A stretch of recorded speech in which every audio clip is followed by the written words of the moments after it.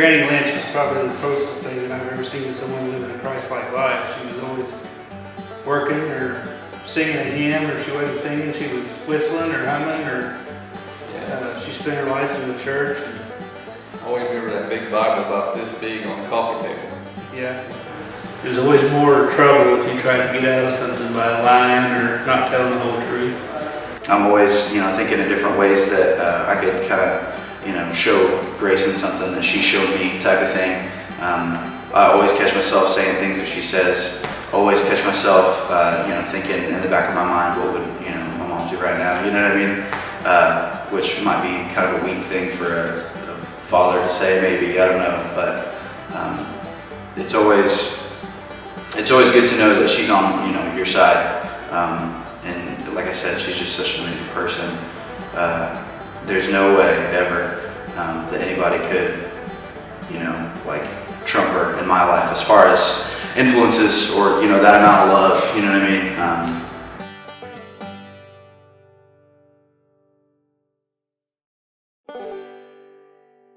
She's always very supportive of everything that I do. It doesn't really matter what I do, she's always right there with me 100%, and she's always got my back, I guess. Yeah.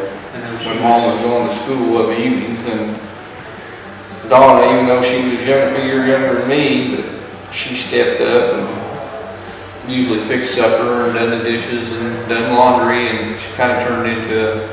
She was like a mom to me. Yeah. Still is. Yeah.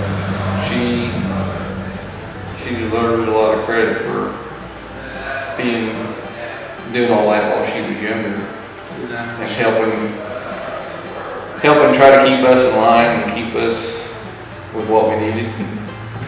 She helped raise us, and she raised her kids pretty much too by herself. She's still raising kids. Yeah. But there's a lot of things that she's helped with that nobody will ever know. Oh yeah. In our lives.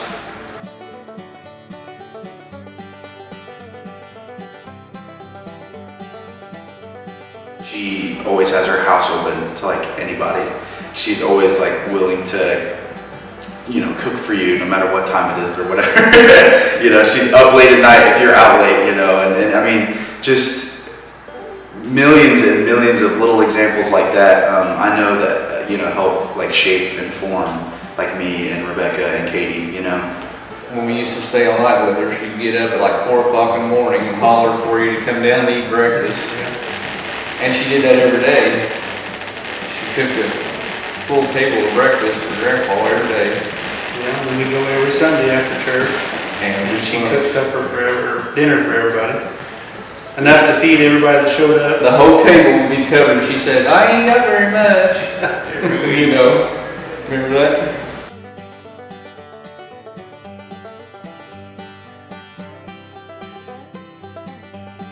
Thinking back about my mom, and one of the things that I know that I remember most that I knew she really cared about me was when I was playing football in my backyard, flag football. I was in 3rd grade, and I dislocated my hip, and my foot was turned backwards.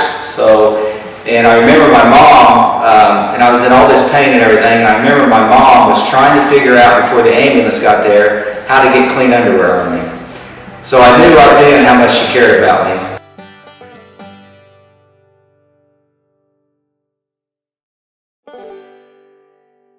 Me and my brother were on our bicycles, and I, being the older brother, obviously quicker and faster on my bicycle, I was riding ahead of Katie, and all I remember hearing is this just like a thud.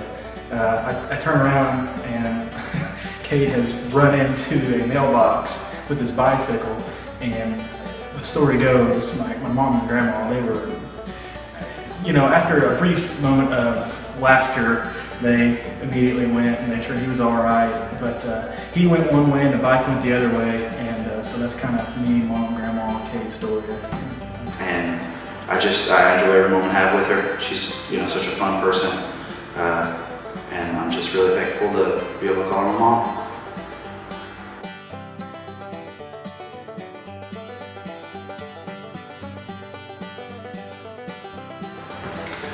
Well, I think that's what I look for when I look for a wife, is somebody that lived up to those expectations, and I think that I found it in Tara. She's definitely somebody that I'll always look up to, that I always admire. And like I said, she's shaped me the person I am today. And hopefully that's a halfway decent person. I met Tawana, you know, I've never been around a woman that I don't think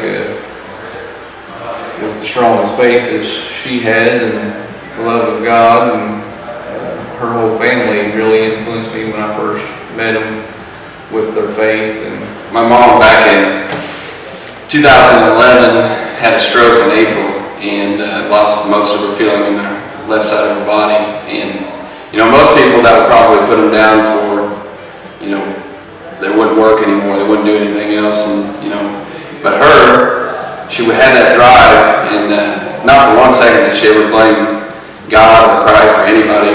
It was, you know, just something that happened that she had to deal with, and her faith was unwavering. And then by the next year, and then by the next 2 years, she was working a half day at school, you know, and then she went up to working a full day at school. And then, you know, my dad passed away, but her faith was unwavering. And to me, that was a huge impact on my life. How she never questioned anything about what happened to her or why it happened to her. She just knew it was God's work. And through that, I saw my dad and my mother become closer than they ever had because of her stroke, something that happened to her. And I don't know if God made that happen to her so that my parents would grow closer together, but it was truly amazing.